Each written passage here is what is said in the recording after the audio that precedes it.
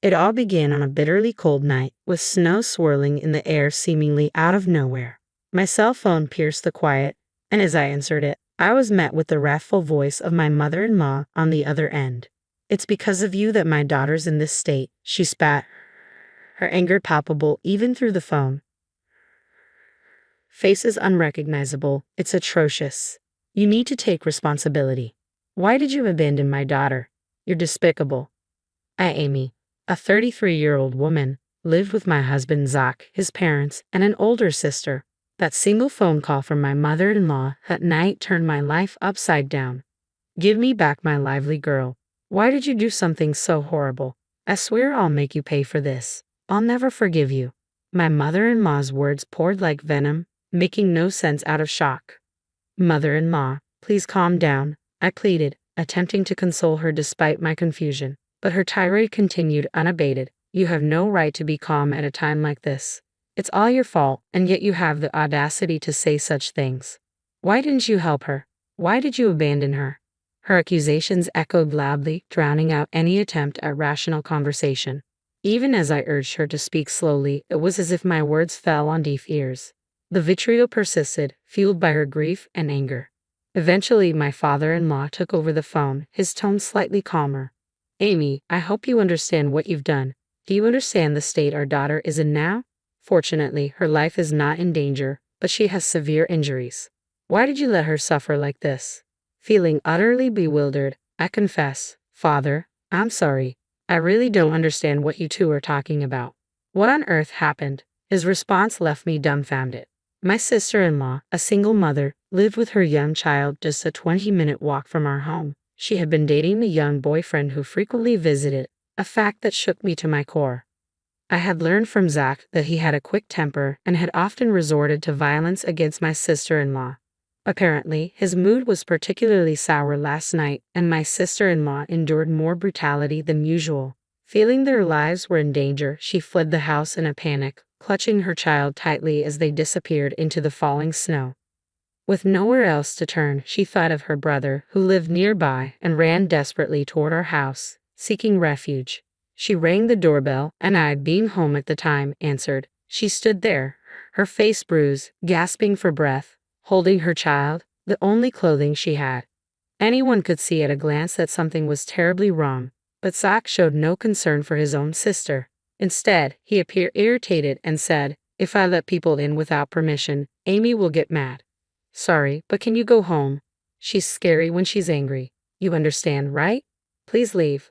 With that, he turned her away. My sister-in-law couldn't believe her brother's callousness, but she was in immediate danger and needed to find somewhere to hide. In tears, she begged him to at least lend her money for a hotel. But Zach's response was even more shocking. "There's no way I have that kind of money. There's money in the house, but there's no way Amy would let me use it without permission. If I did something like that, she'd divorce me. Sorry, but could you try somewhere else? It's cold, so I'm going in. See you." And with that, he closed the door, leaving my sister-in-law and her child in utter despair. They trudged back through the snow, fearing they would freeze to death, and reluctantly returned home, only to face even worse violence from her enraged boyfriend.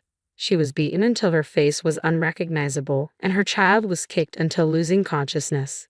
She tried to stop him by clinging to her boyfriend, but the violence only escalated, and her screams echoed through the neighborhood along with the sound of breaking dishes and destruction. A passerby, alarmed by the commotion, reported it to the police. Afterward, my sister-in-law and her child, battered and collapsed, were found and immediately rushed to the hospital in an ambulance. Though conscious, they were severely injured and required hospitalization with a prognosis of 1 month for full recovery. I arrived home late last night due to work, and my sister-in-law hadn't shown up by then. If I had been there, I would never have turned her away. Had I seen her in that state, I would have deemed it dangerous, let her in, and promptly called the police. It bewilders me why my in-laws believe I turned her away. Despite the shock of such a terrible incident happening to my sister-in-law, I couldn't grasp the reality of my in-laws blaming me. I felt deeply confused, especially under my father-in-law's relentless accusations. I knew I had to clear up the misunderstanding. Frantically, I explained that I wasn't home when my sister-in-law came by. I had been working late at the cafe run. If I had been home, I would have noticed her unusual behavior and let her in. I would never turn her away. Please give me some time to figure out what happened. Although he wasn't convinced, he seemed to cool down and hung up the phone. That day, I was working late at my cafe, developing a new menu. I had informed Zach about the expected time I'd be home, but I ended up working longer. I missed the last subway and had to take a taxi, not arriving home till past midnight. When I got home, I saw Zach, but he didn't mention a thing about his sister. I was confused about his actions. However, when I confronted him after he came home from work that night, his response was shocking. I could tell something was wrong when she showed up, but I was just about to enjoy my beer, and it was cold outside, so I wanted to close the door quickly. Plus, I didn't think there was anything I could do about it. I couldn't hide my anger at his selfish excuse. Didn't you feel anything seeing her like that? Why couldn't you at least let her in? She's been through a lot since you turned her away. When I detailed his sister's current condition, he justified himself by saying, "Remember how you used to complain when my parents dropped in without notice? I thought I was being considerate by not letting her in, thinking you wouldn't like it. What did I do wrong?" It turned out he had assumed that I would be bothered if his sister showed up unannounced and turned her away. I asked him another question. "Why did you lend her any money? You could have done that much, couldn't you?"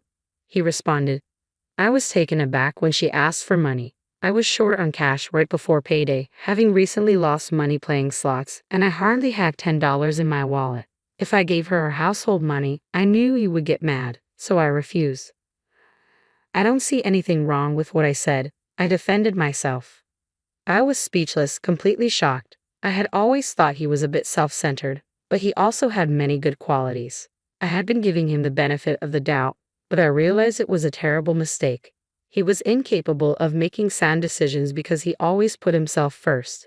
He had no compassion for others, not even a bit of kindness, and he was foolish enough to prioritize his drinking over his own sister's distress. But it was too late to realize this now. He didn't seem to feel guilty or responsible at all about his sister being rushed to the hospital. From my perspective, she would have ended up like this anyway, no matter where she ran off to. On the bright side, she's safe in the hospital now. We're both safe, all thanks to me, right? He was talking about it as if it was someone else's business. His heartless remarks were making me feel like I was losing my sanity, so I decided not to talk to him any longer, holding back my anger. I reported to my father-in-law about Zach's irresponsible behavior towards his sister the previous night. Upon hearing my words, Zach's father lost his composure in a fit of rage. He exclaimed, "There's no way my Zach would do such a thing to his own sister. You're lying. Stop making up stories, Amy. Are you trying to make Zach the worst just to escape your own guilt? If you're going to spew such nonsense, then show me some proof." He refused to listen to me at all and again blamed me for everything. I endured his accusations while desperately trying to figure out how to prove my innocence. If things remained this way, I would be branded a monster while Zach, the real culprit who drove his sister away, would live on without any sense of guilt or retribution. This was a situation I could not tolerate. After much thought, I remembered that my sister-in-law had arrived at our home around 9 p.m. that night. I found something that could prove my innocence. My shop was equipped with a security camera. The footage clearly showed me working alone until around 11 p.m. that night. Armed with this footage and another piece of evidence, a taxi receipt that showed the time I got home, I went to my in-laws and proved that I wasn't at home when your daughter came home.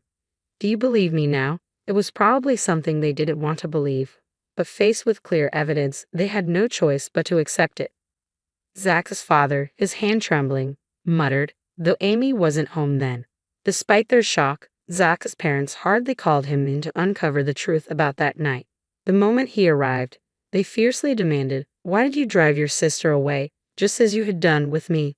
Zach tried to deflect all blame onto me, claiming that he thought I would dislike having his sister in our home. Hearing this, his father said, "We already know that Amy wasn't home after that time, but your sister says she saw a woman in the house. How do you explain that?" Zach, I was speechless. If there was another woman in our home at 9 p.m., there was only one possible explanation. "Wait, Zach, what is going on? Who is this woman?" I asked him, my voice shaking. Zach's face turned pale as he squirmed under the questioning from both his parents and me until he finally confessed everything. When I told him I would be late because I was working on a new menu, he saw it as an opportunity to bring his mistress home. He knew I often came home after midnight when I was immersed in my work, so he felt safe in inviting her over. When his sister suddenly showed up asking to be let in, he panicked and drove her away for fear of his affair being discovered. You fool. Not only did you betray Amy, but you also left your only sister out in the snow. What were you thinking? Why didn't you lend her any money? Explain yourself. His father's anger was overwhelming, and Zach confessed the real reason he hadn't given her any money. He actually had plenty of spending money left, but he didn't want to lend it because then he wouldn't be able to buy the bag and shoes he wanted to give his mistress. He didn't want to upset his mistress for the sake of his sister, so he wanted to get rid of her quickly, which led to shutting the door on her. Zach admitted. I was furious, but Zach's parents were even more so. Before being a brother or a husband, you lack basic human decency. It's our responsibility as parents that you grew up to be this kind of person, but we cannot tolerate this and maintain our relationship. From today, we are cutting ties with you. Don't ever show your face to us again. Zach's father disowned him. In a similar vein, I added, I'm divorcing you. You cheated on me and put your sister's life at risk by leaving her out in the snow. I can't live with someone like you anymore. Zach was shocked at being disowned and confronted with a divorce all at once. He started begging for forgiveness, crying, I'm sorry, I'm sorry. I won't do it again. Please forgive me. He clung to his father's leg, but his father simply shook him off. What you did is the absolute worst thing in our eyes. His parents and I never forgave Zach. Apparently, he had been having an affair with the other woman for a year now. The mistress was a co-worker at his company whom he'd been secretly bringing to our house when I wasn't around. It was infuriating to learn I've been betrayed behind my back for so long. Zach even tried to blame his treatment of my sister-in-law on me, which only added to my anger. So I had no second thought about divorcing him. I made Zach sign the divorce papers and immediately submitted them. Right after, I headed to a law firm, hired a lawyer, and filed for substantial damages from both Zach and his mistress. I also called Zach's boss, who had been our matchmaker at our wedding, and reported through my tears that we were getting a divorce. I told him everything about Zach's affair and his mistress. Zach's boss, a man who despised anything against human decency, had repeatedly told Zach at our wedding to never betray his wife. As expected, he was furious when he learned about the infidelity. Word reached upper management, and on his boss's advice, Zach was transferred to a branch office in the countryside. His mistress was moved to a different department where she was made to sort documents all day. However, my sister-in-law's revenge against the two was even more ruthless. Still suffering from the after-effects of her injuries, she deeply resented Zach's actions that day. To vent her hatred, she did something even more extreme than what I did. By coincidence, she was working at one of Zach's company's clients and knew some of Zach's colleagues. Using her connections, she revealed and spread within the company the cruelty she and her child had suffered that day. The company's employees, who had thought the divorce was due only to the affair, were shocked to learn the truth. Zach's abandonment of his own sister to cover up his affair was a huge shock to everyone in the company. The rumor quickly spread throughout the company, and Zach was universally suspected of being a terrible human being. Once he was ostracized by everyone, his work was impacted, and after a while, he was demoted. He couldn't stand being avoided by everyone and found it hard to continue working at his new posts, so he ended up quitting. To pay me the high alimony, he drained his savings and is still paying me by working live-in part-time jobs. Almost all his salary goes towards the payment, and I've heard he can't even afford a coat for winter and shivers in thin t-shirts.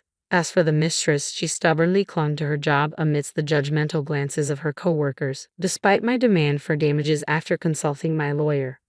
I decided to ask her parents for the payment. When her parents learned about it, they were shocked and immediately made their daughter pay the full amount. After confirming the facts, I kept receiving calls from her, which I never answered, but she left numerous abusive messages in my voicemail, saying, "Why did you tell my parents? I had to go into debt to make the payment. My life is ruined because of you." As I found it unbearable, I sent these messages to her parents. I received an apology letter later promising they would never let their daughter trouble me again, and the harassing phone calls stopped.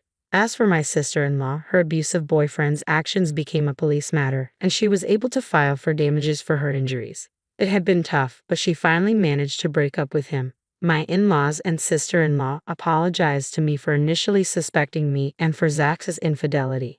Of course, both were painful experiences for me, but I could understand their outrage and loss of composure when they saw their daughter taken away in an ambulance after such severe abuse. After all, Zach's affair wasn't their fault. I didn't hold a grudge against them. On the contrary, I wanted them to properly heal the emotional wounds of my sister-in-law and her child who had such a terrible experience. If I were in their shoes, I'm sure my parents would have reacted the same way. Furthermore, my in-laws and sister-in-law are fundamentally decent people. Now that I've divorced Zach, I'll probably never see them again as they are now strangers to me. But I sincerely wish them well and hope they take care of themselves. I moved closer to the cafe run since it's within walking distance. I no longer have to worry about the last train, and I can devote my time to coming up with new menu ideas. Though I was thrown around by unexpected events, I probably wouldn't have been happy if I continued to be married. There are things one must never do as a human being. I firmly intend to always keep that in mind and live a life I can be proud of. That's what I strongly believe.